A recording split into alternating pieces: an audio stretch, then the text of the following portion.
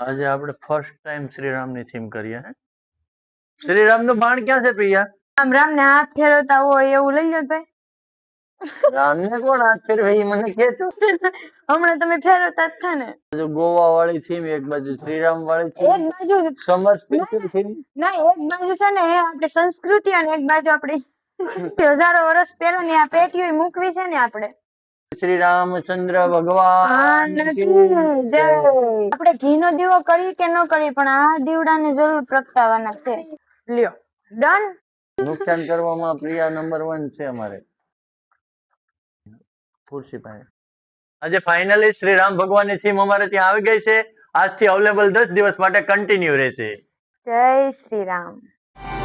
निज स्वरूप बोधकं कृपाकरं भवापहं समं शिवं निरञ्जनं भजे राममध्वजम्.